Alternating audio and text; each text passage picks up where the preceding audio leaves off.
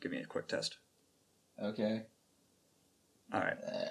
Why? No, I just had a burp. Okay, It's not okay. a fucking I'm sorry. Rick and Morty reference. I'm sorry.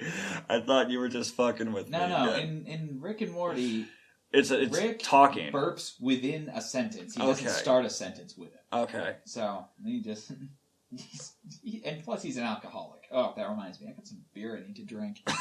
Oh no, I got this fucking awesome espresso porter for for Easter. Oh, okay. I've been looking forward to drinking that shit all week. That actually does sound good. Who made it? I don't know. Okay. I don't know. I don't ask these things. Fair enough. Well, it was a homemade? It was like a family-made one or something? No, it was made by someone else. I just haven't checked. Okay. Yeah. I hear you. Yeah, nothing wrong. Now that actually sounds like one that I would enjoy too, because you know me, I don't enjoy many beers. Anyway, welcome back to Slapcast, everybody. We are kind of just up in the air on this one. We're not going in with a set topic.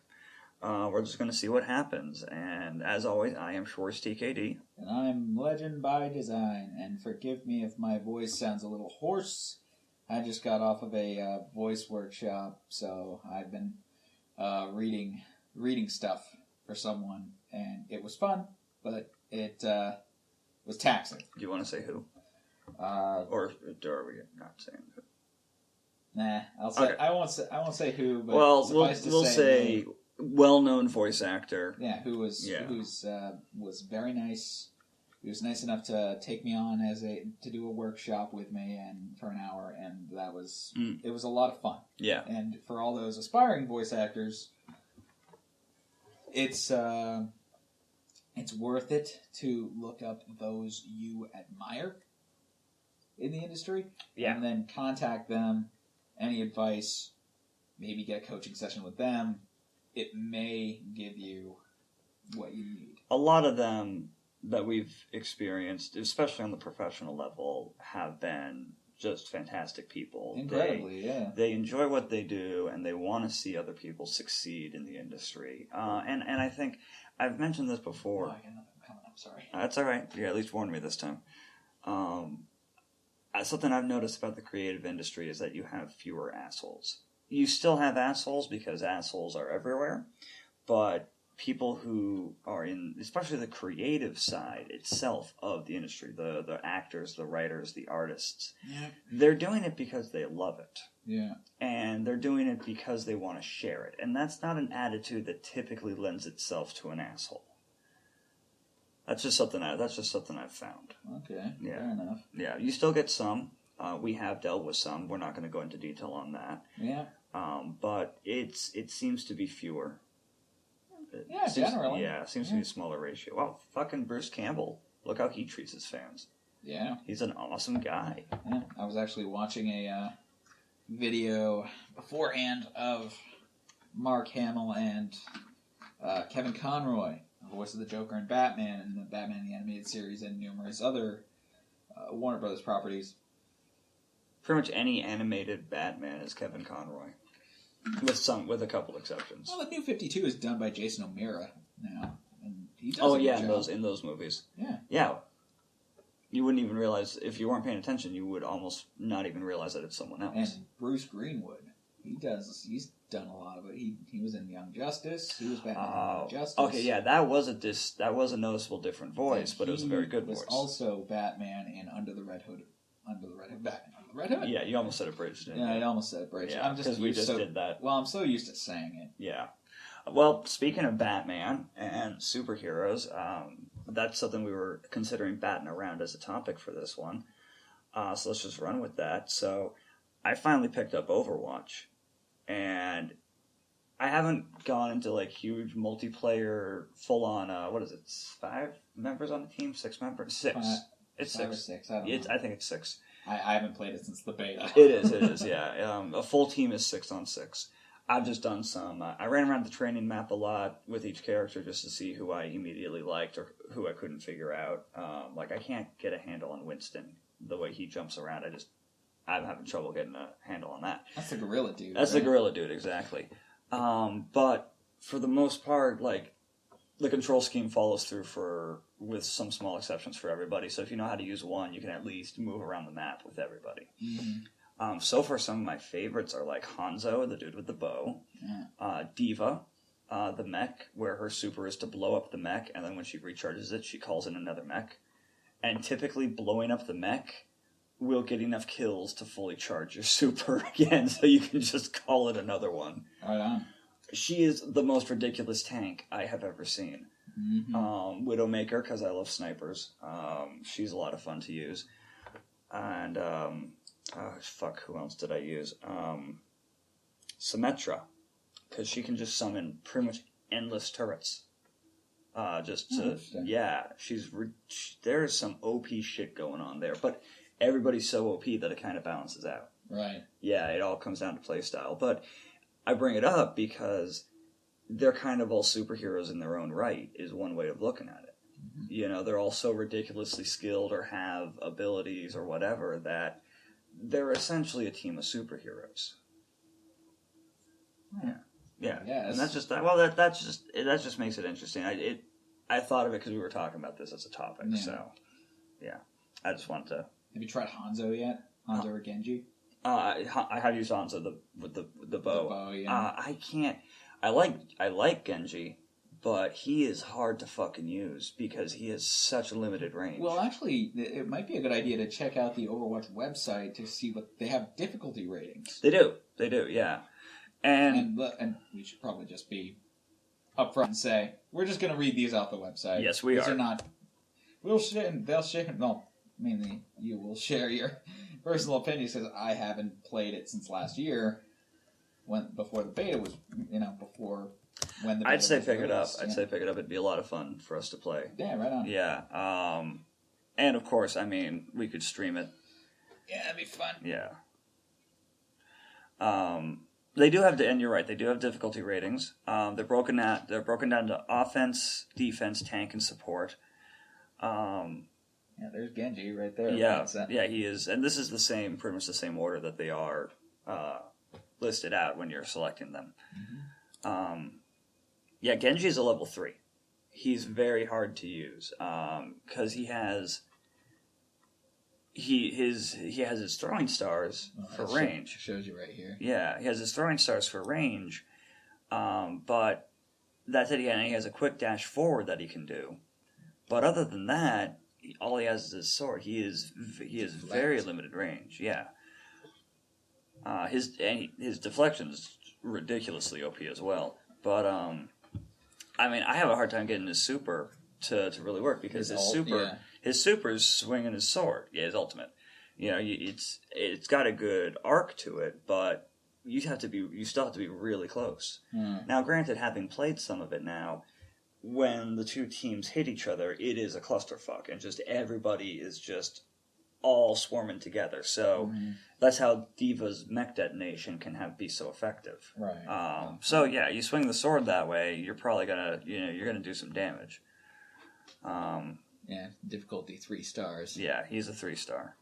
Huh. Wow. I like Hanzo though. Hanzo's also a 3-star. Is Hanzo 3 stars? Yeah, I believe so. 2 or 3. I like his ult. His ult is awesome. Oh yeah, difficulty 3. Yeah. Huh. Although he can wall run, can't he? Well, he doesn't wall run. He can climb up walls. He can climb up. Yeah. So they all have some kind of movement ability. Tracer has her teleport. Genji can do his dash forward. Mm-hmm. Hanzo, if you jump to a wall, he'll just climb up it regardless of how tall it is. It's actually really awesome, especially because with his bow, he's basically a sniper. Mm-hmm. I did a lot of damage with him because of his basic arrow, but also his scatter arrow can do a lot. And then his ultimate basically is an area effect. When you fire it, whatever it hits, it just generates the fucking dragon death storm essentially. So I had a really easy time with him, even though he's a 3-star. Yeah. I heard Junkrat was pretty fun to play. I played him in the training round. I haven't played him against even an AI yet. Yeah, 2-star. Right, rating. but He's a defense like Hanzo. For me, he was actually kind of harder because just like the way his gun and his ultimate function, I had a hard time getting a handle on it. Sure. But that's what everybody's been saying. It's just however you approach gameplay, there's a character for you. Huh. I've definitely found that. Yeah, like Junkrat's ultimate, he summons this big tire that you as the player then drive around, and it's fucking weird.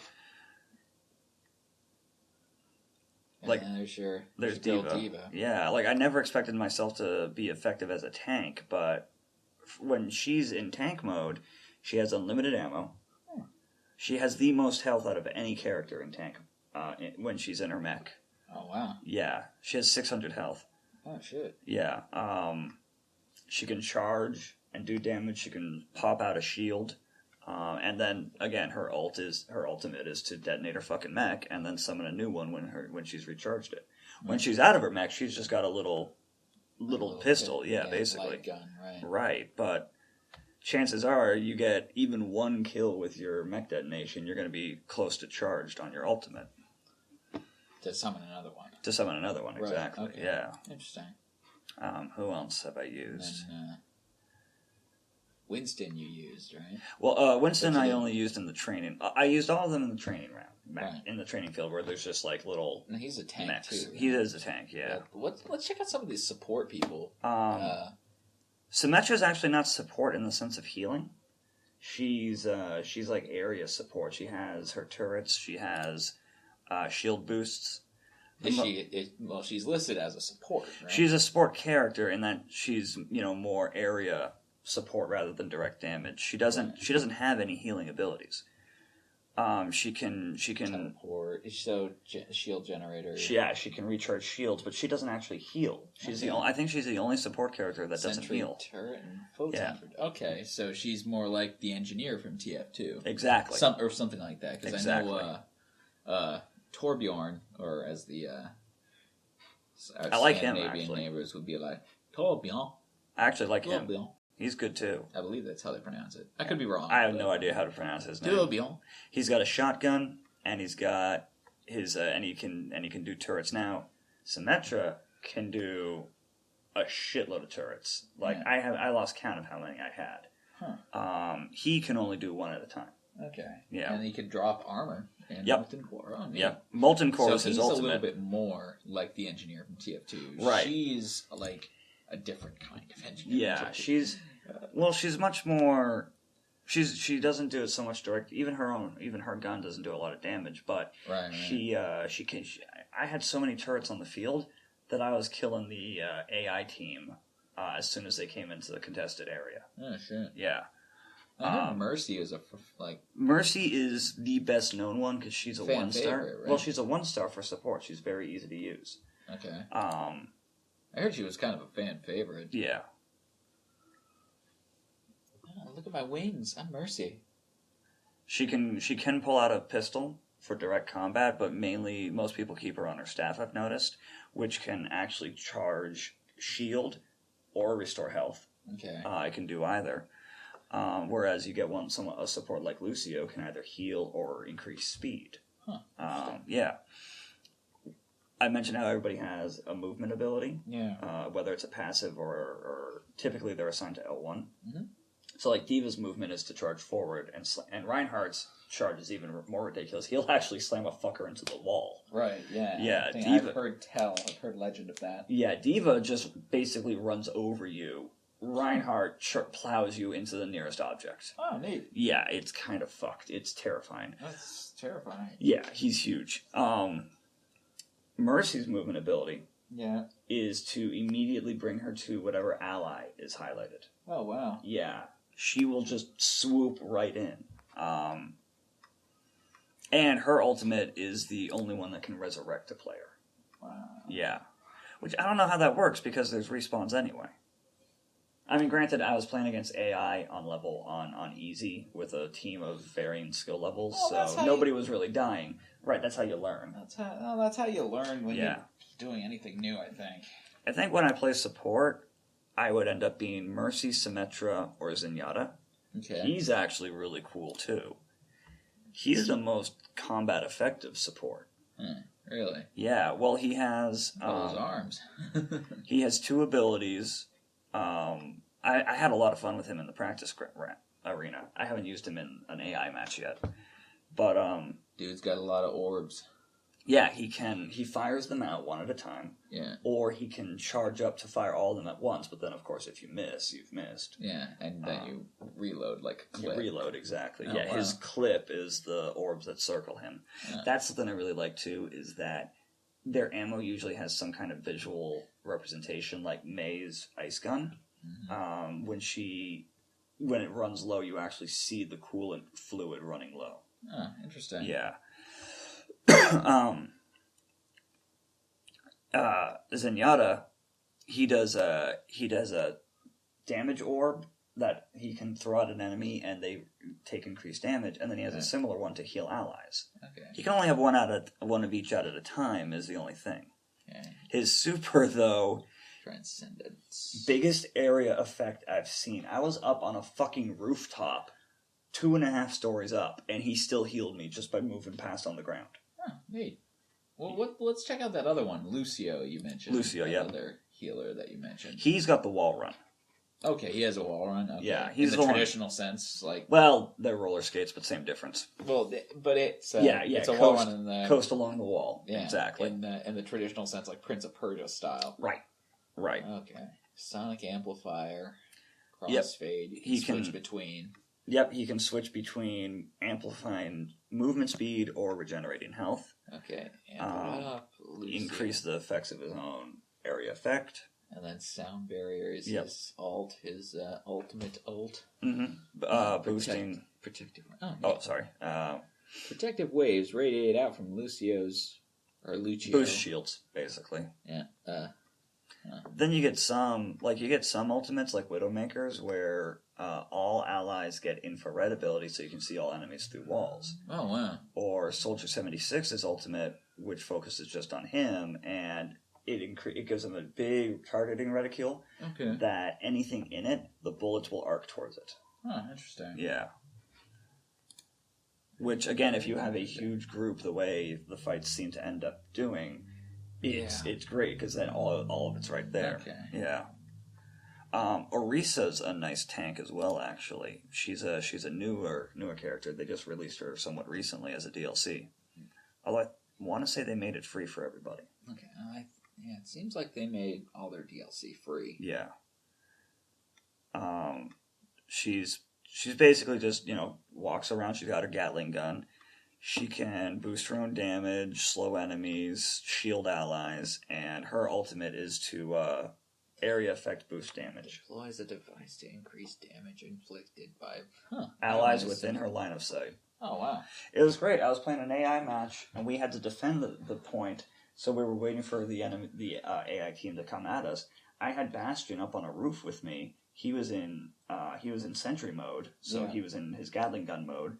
And I kept firing Hanzo's sonic arrows so that we could see them come around the corners. Yeah. Which I got XP boost for doing, for it was an assist, basically. Oh, cool. And then they had to come under an overhang, so I would just throw out a scatter arrow to just do a lot of damage to a bunch of them. Okay. Yeah, it was a lot of fun. I definitely recommend getting it. I'm probably gonna end up Twitch streaming it soon. Yeah, please do.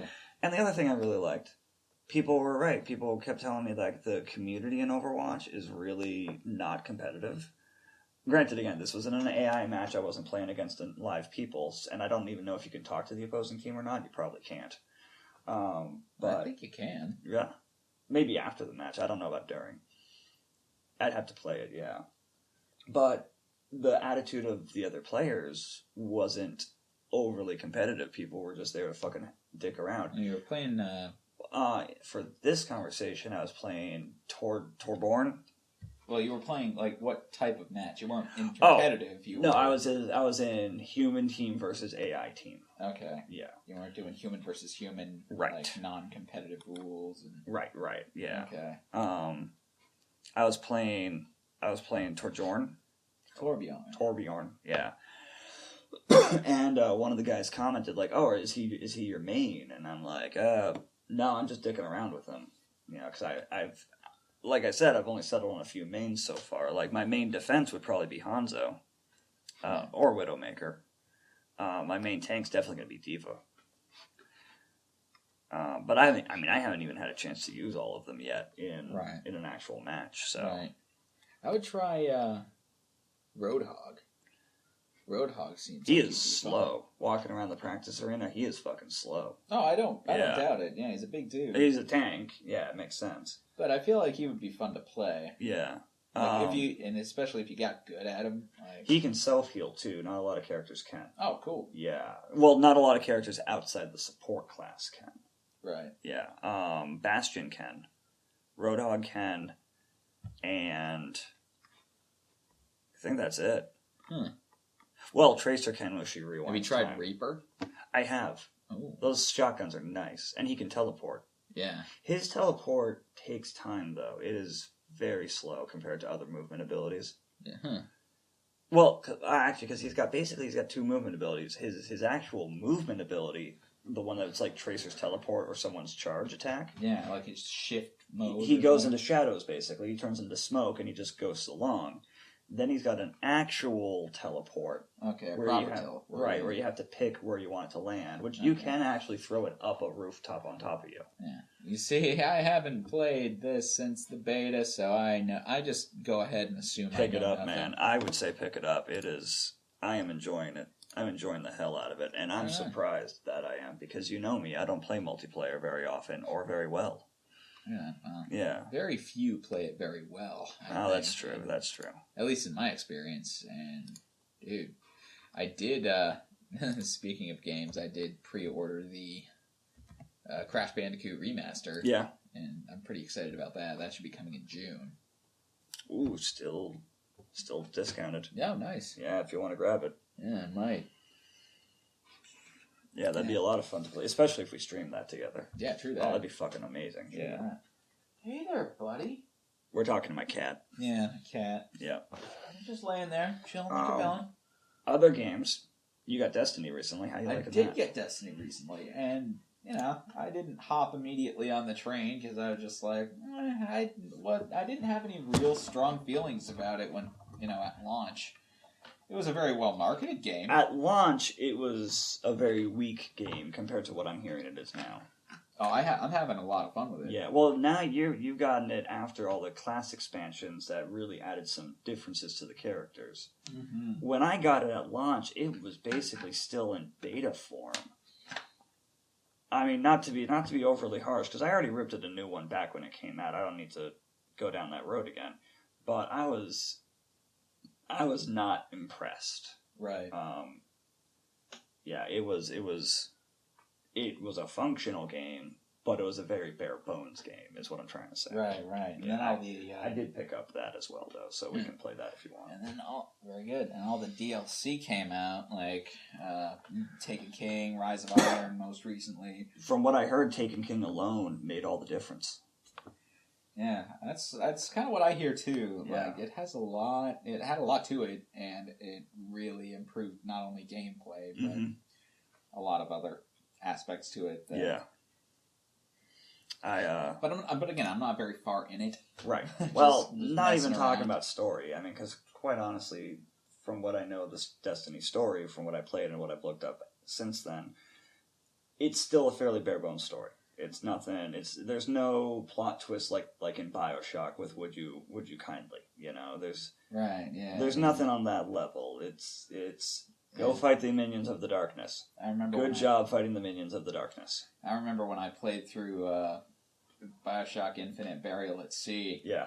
I finished it. And I'm just like, oh, that's insane. That hurt my soul. Yeah. Like that made me. The fucking. Yeah. Ding.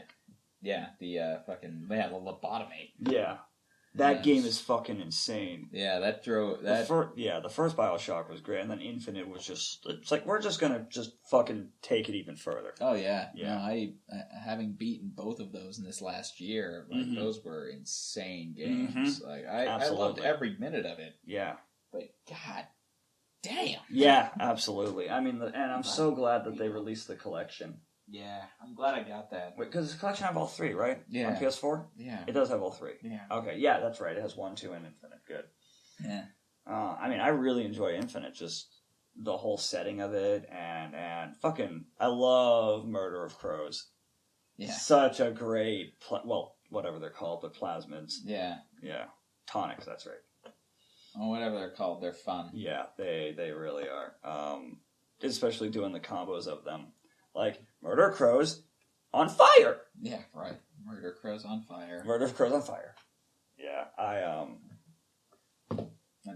Not to mention the voice acting in that game. Yeah. Troy Baker as Booker DeWitt killed it. He really did. I mean, it's Troy Baker. He killed it in anything. But, yeah. Person I interviewed recently, Joe ZJ. He's a big fan of Troy Baker. Mm-hmm. Oh, man. I mean, and he's got he's got an album coming out. Like, wow. That dude's really good at fucking everything. Between Baker and Nolan North, they have half of the roles sewn up.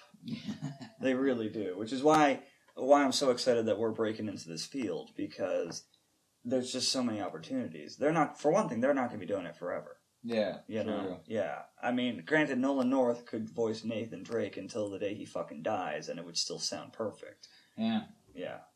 Well, never mind the fact that he's an experienced actor and he knows what he's doing. Yeah, that's obviously that's definitely another a big part thing of it. that surprised me about the voiceover industry. Many of the, I shouldn't say old pros, but people who have been doing it for a while. Folks who are experienced, practiced. Experienced, practiced voiceover artists. Some that I have talked to, well, all that I've talked to, that were in it for the acting, never really saw themselves getting into voiceover. The guy I was talking to tonight said, hey, when I was asking him how he, started out, and he he said, I was on a panel, he gave me the story of, he was on a panel recently with about a dozen other people, and I said, how many, and one of the questions was, how many of you set out to be voice actors and none of them raised their hands? How many of you set out to be actors? Every one of them raised their hands. Yeah. So you never really know what the industry is going to be like in a decade. Right, and of course you're not going to turn down an opportunity. Oh, God, no. Yeah, can you imagine if... Yes, this person asked me if I, wanted to be an animation, and I said yes, that'd be my ultimate goal, because I would love to do that, and I got trained and got my demos made, and I'm really spending a lot of time and effort into this craft, so that's where I would ultimately like to get, brought up. But I am open to any opportunity, because that's where everything is, really. Well, I want to be able to. I want to be open to any opportunity as it comes to me, and just kind of go from there. Yep. You don't set out for one specific thing. If that's one thing I've taken away from anyone that's helped me along the way in VO, it's to take any opportunity that you get and not just settle on, one very narrow part of it. I mean, if it's one you enjoy, go for it. Like, you should pursue it, but at the same time, you shouldn't say no. It's very... an actor's life is freelance, no matter how far up the chain you are. Yeah, absolutely. Like in my day job, that's not freelance. I can do that. I'll go to work on Monday, and there I am. There I am for 8 hours. And I really... oh, boy, but I have fun recording, man. Yeah, I have a lot of fun recording. Get home, and you record voiceover auditions for an hour or so, whatever's come up, and I really like... And to put a number to that, actually, after I get home from work, I do 5 to 10 auditions a day. Yeah. Yeah, I can usually average half a dozen within an hour. Yeah. I don't even count it by hours anymore. I pick the 5 to 10 that I think are the best fit, and then off I go. Right. And that's what I'm doing for the day. Because I don't want to strain myself, A, and B, I don't want to strain myself further. Yeah.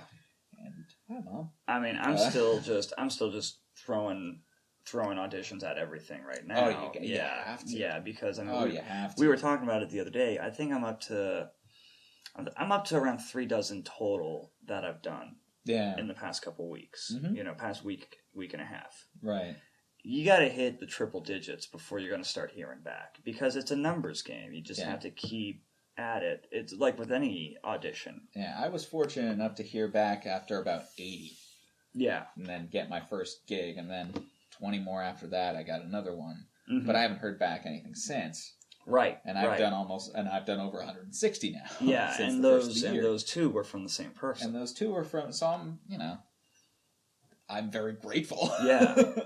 I don't want to seem like I'm not grateful, because the people I've been working, the people I have done work for so far have been terrific. Yeah, that same guy actually has some out now that we both auditioned for, and I'm keeping my fingers crossed, because that'd be fucking awesome if we both heard back from him for this third project that he's taking on roles for. Because then we could both be in the same project. Yeah, that'd just be fun. How fucking cool would that be? Yay! Yeah, that'd just be fun. That would be fun. Yeah. I'm sorry. I'm checking. He's my on phone his right phone. now. He's on his phone. What the fuck? Oh, that's my brother. Never mind. Ignore. Well, no, we don't ignore. No, kind of fatty, because he's part of Slap Happy Chaps. He's my brother. He's part of the team. And he's my brother. He's an important member of the team, and he's his brother. And he's been very supportive of my VO experience. So I definitely cannot... he built my website. Got me web hosting for a year, so I'm just like, dude! I do not have a website yet. Yeah. I'm waiting until I actually get some auditions, get some actual paying work. Get some paying work, get some roles in the bag, then I can... Yeah. Right, then I can set up a web page, and in like the About Me section, I could have... Yeah, I would definitely use like either Wix to get your thing, or Wix.com, one of the website builders. Mm-hmm. WordPress is another popular choice. Squarespace.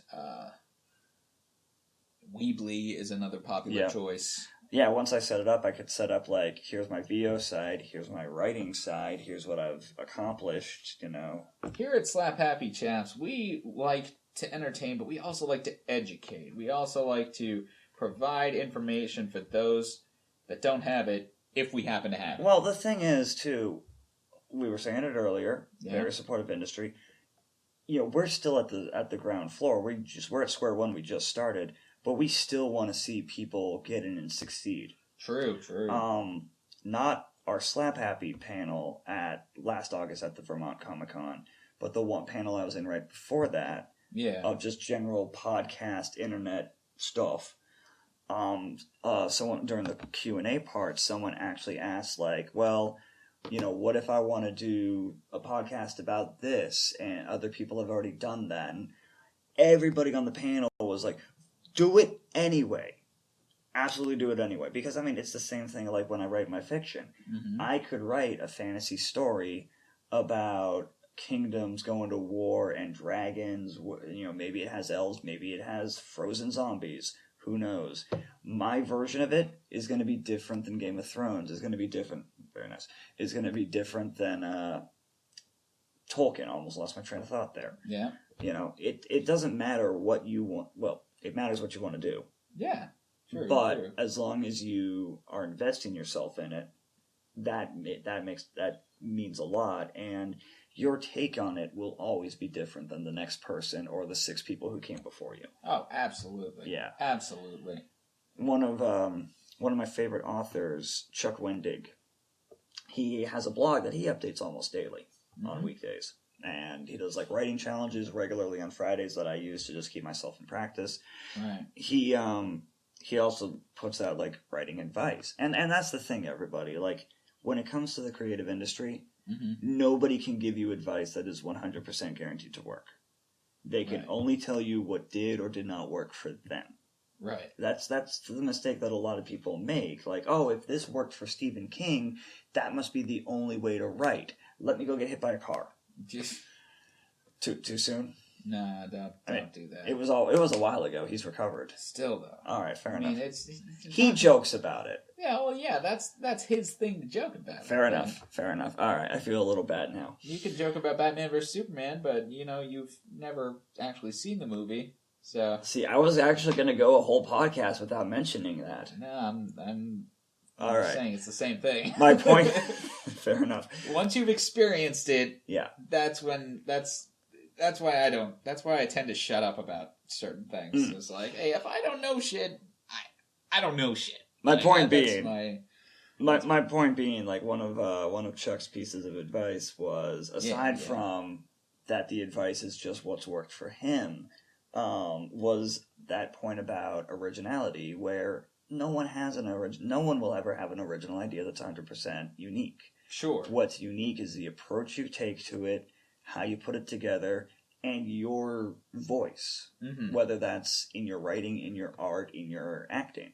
Absolutely. Or in your podcast of two guys talking about podcasts. Yeah, right. And that's like if we're auditioning for the same project, my approach is going to be different from his. Yeah. His approach is going to be different from mine. Right. And it's the way that it goes. Yeah. Like, it's the nature of the beast. Like, and that's a good thing. Yeah, that's a good everyone's got their unique take, their unique spin, their pretty much everything. Yeah. Yeah, I don't want my sound to be like everyone else's. You know, I like the fact that when I work as a bank teller now. I like the fact that I'm the one making silly puns and getting every single person who comes to my window to laugh. You know, nobody else does that. But I get my customers to smile, and then they come back to me next time, and that can only be a good thing. Right. Yeah. Absolutely. True. You want to talk about not straining your voice. Holy shit. At the end of the day, I have to not talk for 2 hours before I'm ready to record auditions. Right. Oh yeah. Well, I usually warm up my voice before I audition and drink a lot of water. Yeah. Make sure I'm hydrated, no soda 2 hours beforehand. And, yep.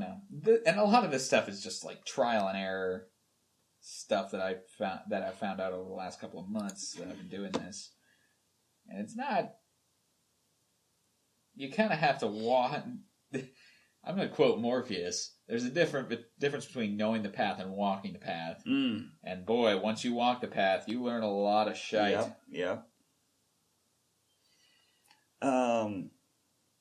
We kind of ran that topic pretty well. Yeah, I think What else we got? Something I wanted to talk about. Going back to superheroes, I was so happy that they uploaded One Punch Man to Netflix. Yeah. Because holy shit, that show is fun. Yeah. You've been telling me about that. Holy fuck, that show is fun. Yeah, man. I can't... It's fucking sweet. Oh my god, it's so entertaining and just... It is such a great... Well, because I'm sure everyone knows this, but because I think a big part of the appeal in how it handles the story is because it was a webcomic. Right. Rather than a traditional manga comic. So its whole thing is making... there are scenes where I can just imagine them as a comic book format where I can be like, that panel was the punchline for the day. I can just see it. There's one where one of the strongest heroes, she's a ridiculously powerful psychic, telekinesis. She's there. It's the thing she's fighting. Basically a dinosaur. Giant Godzilla-sized T-Rex looking motherfucker. Oh damn! And he comments to her that the only thing strong enough to kill him is a meteor, and she says, "I'll just do that then." And he's about to do fire breath on her, and then he stops and looks up, and then the next shot is from space showing a meteor coming towards Earth. And then the next shot is just a giant fucking crater with his skeleton, and she's still floating up in the air, hasn't moved. That's the punchline panel. You can just tell. And it makes me laugh every single time when Saitama just doesn't give a fuck. Yeah. He is every villain that he fights, that anybody fights, has this big complicated backstory. We're the denizens of the deep ocean and blah blah blah. I'm a mad scientist and blah blah blah blah blah. And he just tells them to shut up. Seriously, yeah. He doesn't care. Yeah. He doesn't fucking care. He's going through the monotony of his everyday life and him being the most powerful person on the planet. There's this, it's in the very first episode, it's that scene with that huge giant with the skull on his face and everything. And that's in the very first episode. That's in the first 5 minutes. Right. And there's this whole backstory for how that happened and what he did and blah blah blah blah blah. And Saitama just doesn't fucking care. Nope. Just doesn't care. The most revved up he got was in the fight with Boros at the end of season 1, and he still just doesn't care. Lol, what? Just outright, actually, when Boros is given his whole explanation of his alien species and what they can do and his own personal backstory, and Saitama just says, shut up. Yeah, seriously, shut up. He just doesn't care. Oh, wow. That's insane. Yeah, I love it. Yeah, it's such a subversion of everything, of all your basic hero tropes. But then, all the other heroes take it 100% seriously. Genos. Moomin Rider, who is actually, I understand now why he's such a fan favorite. Right. No powers whatsoever, just a dude on a bicycle. But he is a fan favorite, and he fucking earned it.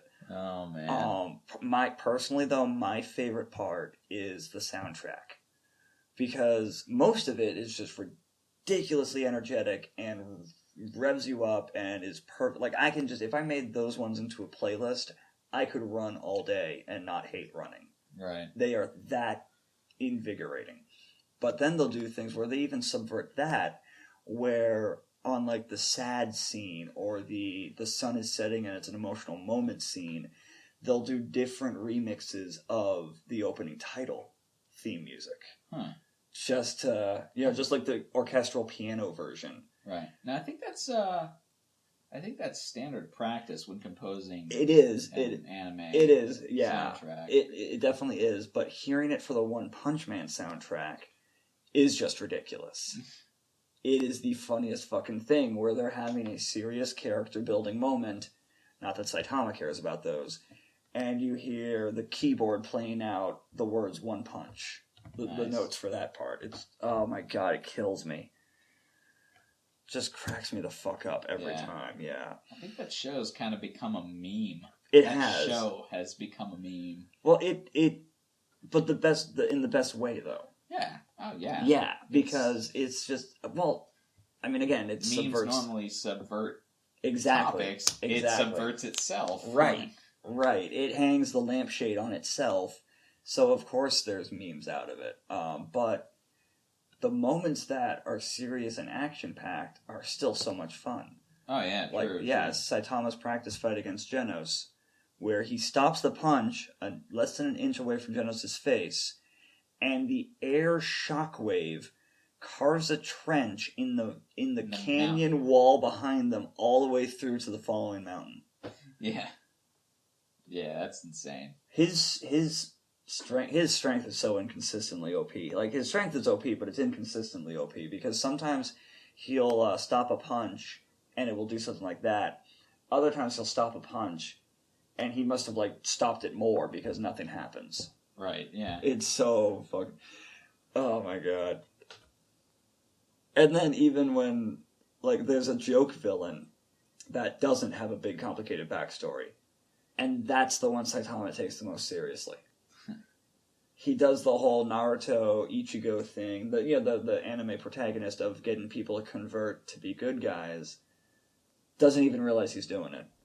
Because he just, after he punches somebody, or punches their main minion and ruins all their plans, he just walks away.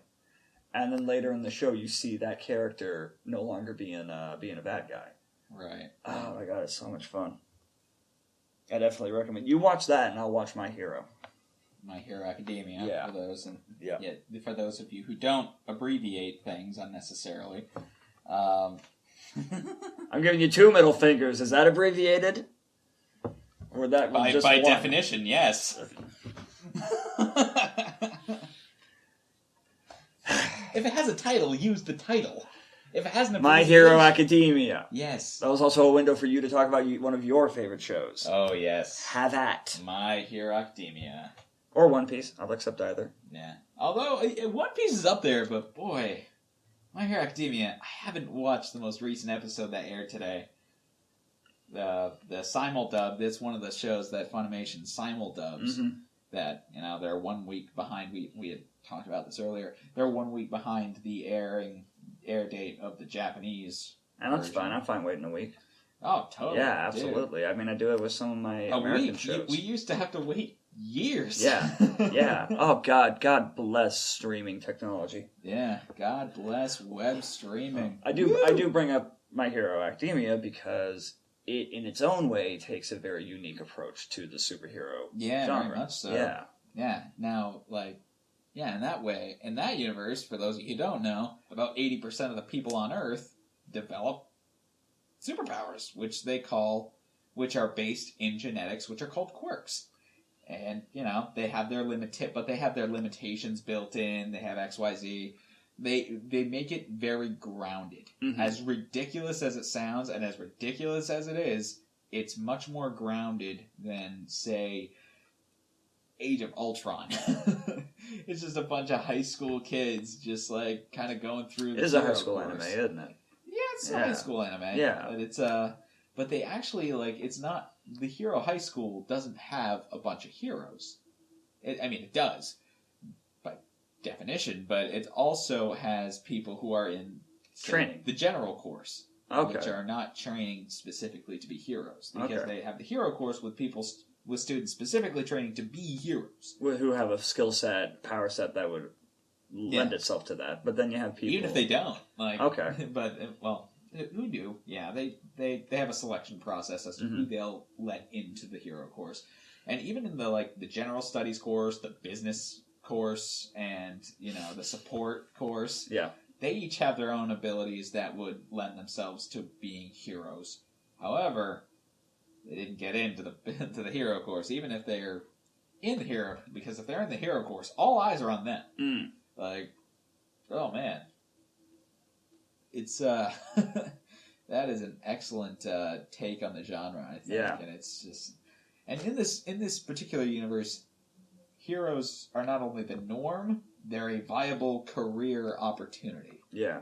Well, for what I've seen, for one thing, the animation's great. It's like when in the Studio Bones, same people who do Soul Eater. That explains why I like it so much. But something I noticed is that, like, in Soul Eater, they shift perception a lot, where, like, sometimes, like, when Maka's swinging the soul as a scythe, sometimes it'll be the way they'll draw that the scythe will be longer or have a larger blade than other times. I haven't really seen that happening in My Hero Academia clips that I've seen. Not really. It seems much more consistent. It is a bit consistent. Yeah. It's a little... It's cartoony, but only in the very best ways. Yeah. But it's well designed. The characters are very they're designed with a lot of intention, I think. Mm-hmm. And some of those characters are so off the wall entertaining. Like this one character, maybe Mineta. Oh my god, he's the class perv. And he just I can't remember who the is he the little one who's only like knee high? Yeah, he's the little one with a bunch of round things on his head. Yep. Like that's his quirk. And it's and he can use them to like stick to things. Okay. Like it's an interesting way that they did that. And he's just a class perv. Every anime has one. Oh my god! And it was like he takes this seriously. Like that, he approaches being the class pervert as seriously as anyone else approaches getting good grades. Yeah, but he also doesn't give a fuck that people know that he's more the he doesn't take it seriously. Like he doesn't give it a term. He doesn't like everyone knows, and he knows everyone knows that he's an absolute perv. But they just accept him anyway because that's who he is. And, the main character, Izuku Midoriya, he's kind of the shy, reserved, like, new kid on the block. Yeah. For various reasons that I won't go into. It's a common protagonist starting point. But, oh man, like, that was, and then there's my favorite, Tenya Ida, who is just the most straight-laced fucking class president, good grades kind of guy who has a legacy to live up to. And he's just so entertaining for me to watch, and I cannot get enough of it. J. Michael Tatum provides the English voice for the dub, and oh man, I just get so entertained. Like, Ida, you're the man! I love you! You, Ida! You're my boy! I haven't seen much of it. Like I said, I've only seen a few clips. I've seen the clip of All Might beating the shit out of, I forget his name, but the dark, looked like he's made out of, not the Shadows guy, but the big Hulk Hulking guy No next to him. Move. No Move, thank you. Oh yeah, Yeah, All Might. The way they He's animated, another one. the way they animated that fight was so great. Yeah, like dude. that is what got me interested in the show. Oh god, yeah. No, he's All Might, whose English voice is provided by Christopher Sabat, who's in, every Everything. anime ever. Yeah, everything. And it makes it work, so who knows? Yeah. Like, who really cares? Because he's doing a great job, and all of them are doing great jobs. Oh, yeah. And for whatever reason, I like Tenya Ida the best, and it's like, you must do this. You must get your feet off the desk. Remove your feet from your desk. No. I can't wait because right now Netflix only has the Japanese subtitled version for One Punch Man. Right. I do want to watch it with English just to see what the official English sounds like. Yeah. I mean, I've seen a couple of parodies of it, so I want to and the people, the dudes who are just doing that for YouTube have some great sound to the characters. They really sound appropriate. Like some of them do really good. Yeah, like one of them was Team Daiger, and they actually put their One Punch Man on hold for the time being, but their Genos is awesome. They gave them a little bit of a synthesizer sound. Yeah. But it's great, and their Saitama's hilarious, but it pales in comparison to the actual show. Right, Because going back to that one, that show is a parody of the genre. It is so hard to parody a parody. Very true. It would be easier to do a parody for My Hero Academia than it would be One Punch Man. Yeah, and while My Hero Academia has funny moments, it's not a parody. It's a story of someone. It's someone's story, and going into whatever else, just going through whatever they go through. Bleach has funny moments. But Project Mouthwash, still makes a successful parody out of it. I heard often by just highlighting those funny moments by treating them completely seriously. Yeah, no, I heard that the Bleach anime rumored to get a finishing season coming up. Yeah, but they also I think the creator said at one point that he wasn't going to do it anymore. Yeah, the anime had stopped, but because the manga's done. Right. The original manga story is... Has the anime reached the manga endpoint of the manga? No. Okay. No. The manga... No, they haven't... They haven't reached the endpoint of the manga, so... I mean, should. As long as the anime... unless from out of the gate they're not bothering with the manga, like Scried, which I know not a lot of folks actually heard of. It only had 6 volumes of manga, only had 1 season of an anime, 24 episodes. Ish. Right from the get-go, they were like, the only thing they kept from the manga was the character designs. Huh. Everything else was just right out the window. Interesting. Well, and having read the manga, I can kind of see why. Like, in the anime, it's your very basic, Naruto Sasuke kind of rivalry, hero, protagonist type of story. Yeah. They take down the government that's actually, secretly corrupt and blah, blah, blah, blah, blah. Basic shit, right? I'd say common story elements that we're used to seeing. Yeah. In anime. AKA basic shit. And one thing I really liked about it, though, was in the anime, they wrapped everything up. The final episode was just one last fight between Kazuma and Ryoho. Kazuma's the main character, Ryoho's the rival. Yeah. Because they had fought twice in the series previous, and they were always talking about it going at it one last time. And at that point that I had seen that, I had seen close to a dozen animes, at least in part, a few to completion. I hadn't seen one deliver on that before. So, and the fact that they devoted a whole episode to these two characters just going at it just blew my mind. It was fucking awesome. Yeah, dude. The manga is weird. The manga has, aliens and time travel, and in the show they supercharge their abilities and hit their next level of power just through willpower. Okay. In the manga, it's by saying what's called the word of evolution, which is scryed, title drop. And that's all you have to do. And apparently anyone can do it. And it's just, it was weird. I'm glad I found it, because I wouldn't have picked up the anime if I hadn't picked up the manga. But this is one of the few times where I say that the movie was better than the book. Right. Yeah.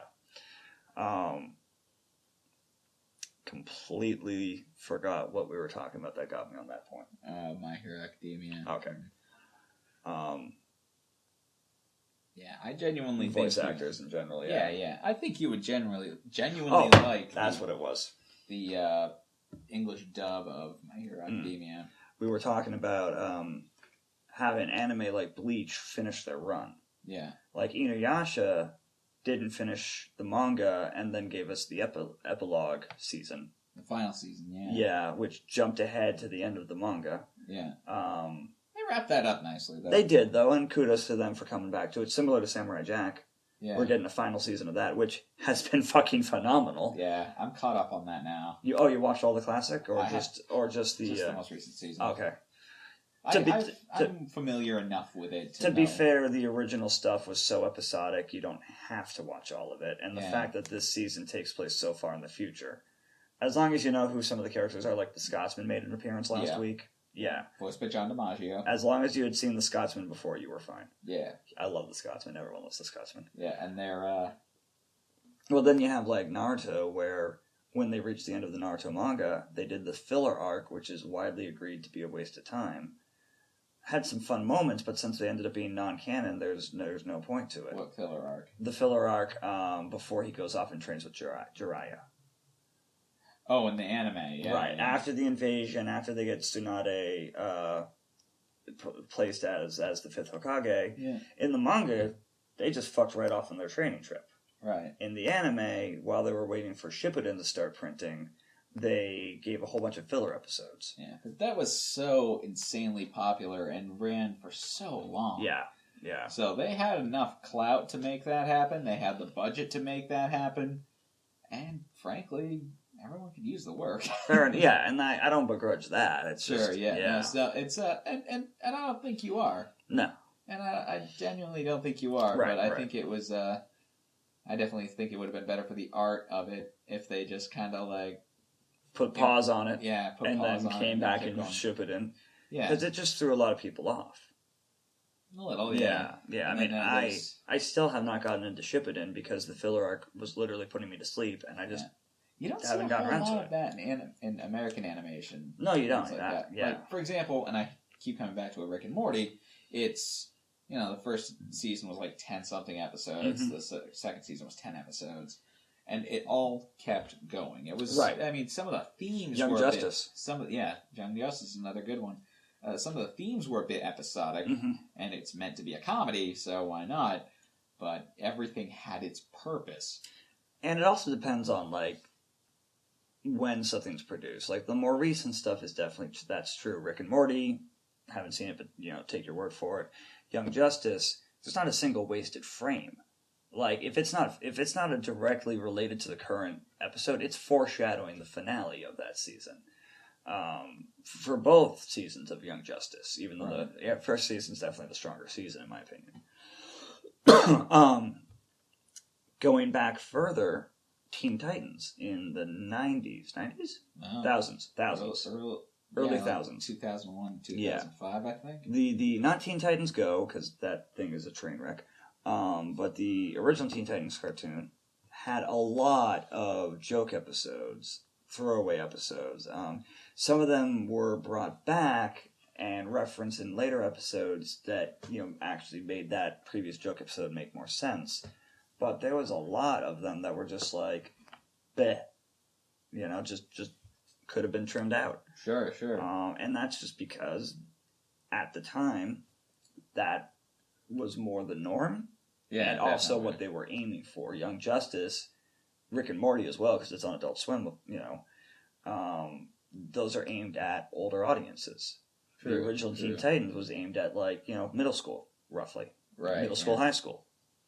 Yeah, Young Justice is aimed at, young adult, like high school, college age. I for whatever reason, that reminded me. some of the cast of Teen Titans and Teen Titans Go, because there's Same cast. Same Yeah, cast. they're reprising the characters. Some of them are making another animated series based on the current presidential administration in the United States called A Foul American. Oh, God.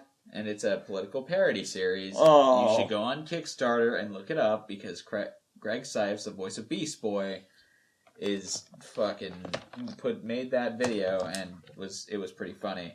A foul what? A Foul American.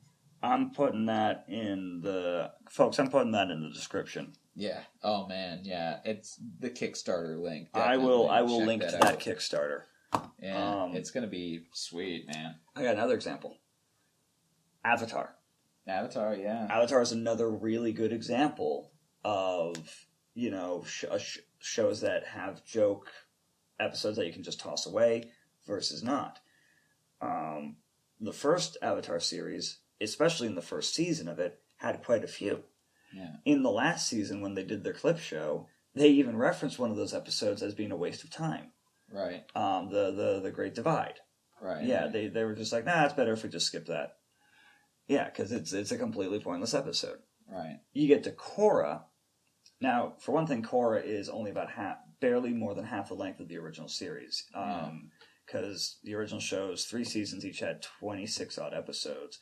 Korra only has 13 episodes in each of the 4 seasons. So it's about half the length. It doesn't waste any time.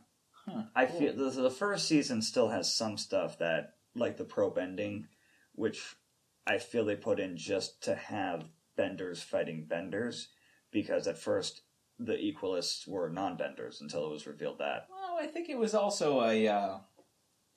they explained that, though. Didn't they explain that pro bending was a way to utilize your bending, for the characters to utilize their water, earth, and fire bending in a competitive yet somewhat safe manner? In universe, yes. Okay. Viewing at it, I feel like viewing at it from a writer's perspective, the villains in later seasons were all benders. So, of some element or another. So Korra and all her allies could fight them element to element. Initially in the first season, Amon, however you pronounce it, he was supposed to not be a bender, or at least he was pretending not to be. Turns out, of course, spoiler alert, he's a waterbender. So most of the season, they're fighting folks who can't bend. Right. So from a production, animation, hook the audience standpoint, the pro bending served as a way to have benders throwing their elements at each other when you couldn't have that happen in the plot, let's fight the villains. I think it also served another purpose, and this could just be me, but it also could have served the purpose to draw in some of the more athletic type viewers who actually participated in competitive sports, either growing up or semi-professional or professionally. Mm-hmm. That could have been a draw for them. That's fair. That could have been. I'm not claiming to know, but I think it could definitely have worked like that. Yeah. I mean, that's not a terrible point. I can't speak for how true that is, but yeah, no, I can definitely see that being the case. And some of those, it's the same reason why I like watching both Avatar shows, like seeing the martial arts influence in the movement, being like, like seeing firebenders jumping and off walls and kicking. I'm like, I can do that. I actually know how to do some of that. That's Shaolin Kung. Yeah, I think it was like broken down. Yeah. Some of the firebenders tend to use Shaolin Kung Fu. Yeah. Toph, the Earthbender, uses Mantis style Kung Fu. Yeah. Yep. She's the only one who does. Yeah. Yeah. They tend to do other type of wushu kind of thing. I can't remember exactly. In Korra, Bolin and Mako use very different styles of earth and fire bending than anyone who was more classically trained in the original series. Right. Yeah. And I don't remember. I remember waterbenders. Just to finish my thought. Tai Chi. Waterbenders use Tai Chi. Yep. And Aang, the Airbender in that series, was used a brand of circle fighting that was based mainly in defensive maneuvering. Yep, you actually see in the episode right before they invade the Fire Nation when he is having insomnia. Yeah. He's doing an exercise of circling around a flock of sheep, which was an actual exercise of that style of martial art. Right. I looked it up. Yeah, they actually put that in specifically because of that. Huh, neat. Yeah. Then you have Korra, who just fucking throws a punch and generates a tornado. Yeah. I mean... And it's not that she's stronger than Aang. It's just that... That's her style. It's her style. She's not a pacifist. Yeah. Yeah. Also, yeah, and it's just, if it works, it works. It's a huge difference. Right? It's an ideological difference. Yeah. You know, even when he's throwing fire is the last element Aang is willing to use in a fight because it's the most dangerous. Right. He will use all the others first and only use fire. And even when he's throwing fire around, even in the last fight of the series, he doesn't usually aim directly at Ozai. He usually uses his fire bending to get Ozai's fire out of the way, or to, move Ozai into position for some water or some air. Yeah, right. Yeah, because he's a pacifist. It's very difficult for him to do that. Also, he's a fucking 12-year-old. Yeah, a 12, 13-year-old pacifist. Yeah, it was not, from an emotional, psychological perspective, that was not an easy thing for that kid to do. No, at all. Yeah, I wouldn't ask someone to do something like that. Right. Regardless of, you wouldn't ask a fucking 12-year-old to do that anyway, regardless of their belief system. Can you imagine that conversation? Yeah. So, son, you're gonna have to kill a man.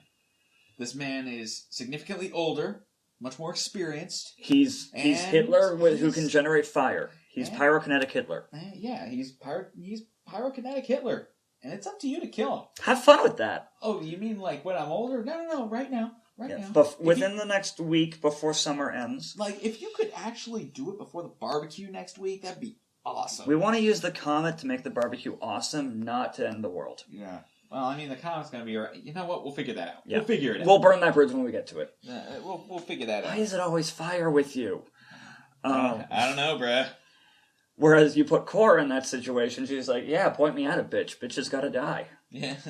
She will fuck them up. Bitches flee, bitches bleed. Seriously, she will not hesitate to fucking punch a bitch. Yeah. And it's awesome. And I think she'll give him the chance to back away. She will, right. Don't start none, won't be none. Exactly. And she is... People are always saying how she's so much stronger, and it's not. She's just more willing to use that power that's at her disposal. Yeah. Yeah. Whereas she has less restraint. Right. In one of the best ones was in the season 3 finale when she's fighting Zahir, who can fucking fly at that point. And she's in the Avatar state using firebending to make herself fly, which previously we only saw firebenders use during the comet. Right. Azula came close, but it was more like a fire-assisted leap than actual flight. Right. So Korra's just using fire out of her fucking feet to fly around. She's whipping sections of mountain at Zahir. And they're doing this in the middle of the tornado that all the other airbenders are creating. Oh, great. It was so fucking cool to see them cut loose, and it made it so interesting because again you approach it from that perspective of differing ideologies. He forgot the rules. Don't start none. Don't start none, won't be none. In fairness, and if you talk shit, you get hit. He had just shoved mercury directly into her bloodstream. Yeah. A lot of it. He started some. Yeah. A lot of fucking mercury. Yeah. And I love how when Nickelodeon took Korra off TV and only put it online, the very next episode Zahir killed somebody. Nice. Collapsed her lungs. Oof. Yeah. Woof. Well, literally put a globe of air around the Earth Queen's head and sucked the breath out of her lungs. Oh. That's an effective way of... He collapsed her lungs. That's definitely an effective way of murdering someone. Yeah. Yeah. If you want to do it. Yep. Non-invasively. Yeah. fucked shit up. Like, okay, yeah, Earthbender can crush somebody, Waterbender can drown somebody. No, I'm just gonna collapse this bitch's lungs. Yeah, you may as well be in a vacuum at that point. She pretty much was. Ugh, gross. Yeah, it was fucking ridiculous. And that they were showing on-screen death in a fucking kid's cartoon. Like, because they didn't pan the camera away from it. Like I said, you could see the air leave her mouth. And then Batman, Mask of the Phantasm, said, "Hold my beer." Yeah, that's true. That's a good point.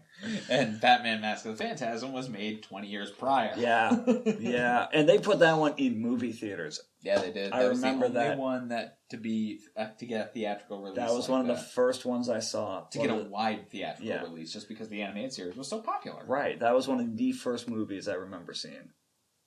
Yep, I saw that in theaters. I feel like that should be Batman's. Like, that Batman should have go-to rules like that. Don't start none, won't be none. I feel like Dick Grayson Batman would have those rules. He would. Dick Grayson would, absolutely. But no. Dick Grayson wouldn't. Tim Drake would. Tim Drake? Yeah. If Tim ever puts on the bat suit, he would do that shit. Batman Arkham Legacy. Yeah. And then, that instead of Bruce Wayne, it'll be Tim Drake. Every time you punch somebody in that, because you're talking like an Arkham game, right? Yeah. Every time you punch somebody, he has a catchphrase. Fuck yeah. Don't start none, won't be none.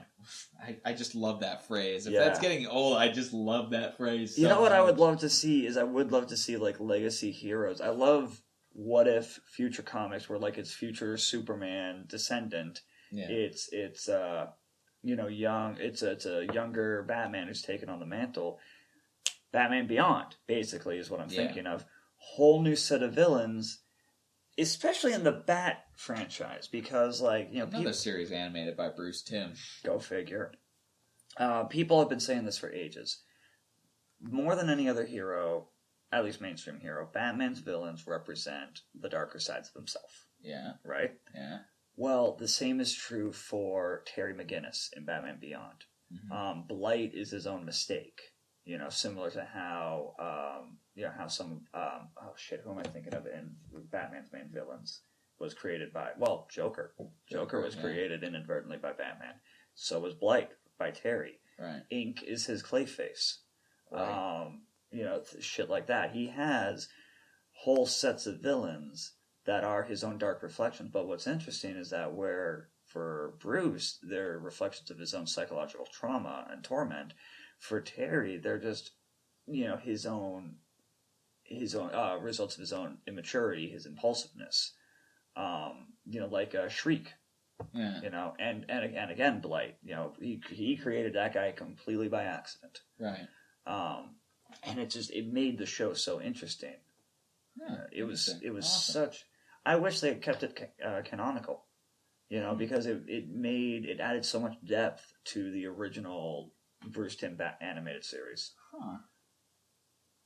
Very cool. Yeah. I thought it was canon. It was for a long time, but then they retconned it out.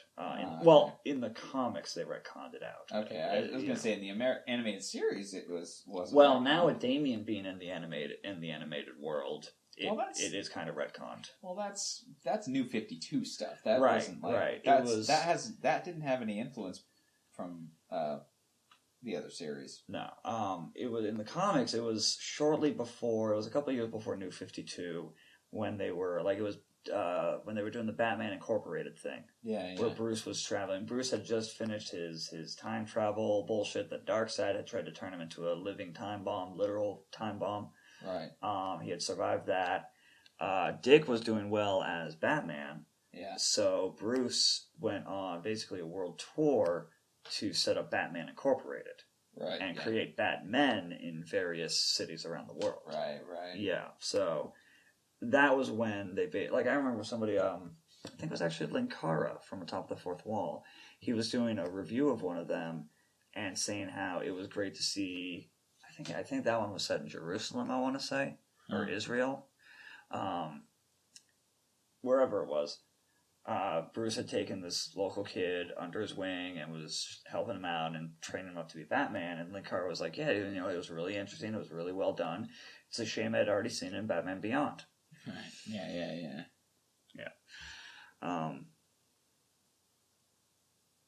Anyway, that's all I got. Yeah, that's all I'm getting. Yeah, we're wrapping. We're winding down anyway. Oh, man. So that was our more or less superheroes podcast, which this will not be the last time we talk about superheroes. Probably not. No, especially, 2 weeks from now, Guardians of the Galaxy 2 comes out. Yeah. I'm catching that opening night, and then that lines up with the next podcast weekend. Oh, neat. So we should definitely cover that. Sure. If you can get a chance to go see it. Yeah.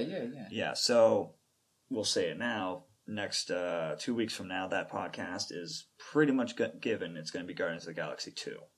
Right. I'm looking forward to that. That's going to be a lot of fucking fun. Yeah, the spoiler cast, baby. The previews have made it look great, and I mean they did so well in the first one. It'll be really interesting to see how they build on it. Yeah, certainly. Yeah. That's all I got. So. That's all I got too, man. All right, so we're good to go. As always, everybody, thank you for listening. Don't forget to like, favorite, subscribe. Check us out on Facebook at /HappyChaps, the main YouTube page. I'll put the links for both of those in the description. And until next time, we'll catch you guys later. Peace. Peace. Peace. Peace. Peace. Peace. Peace. Peace.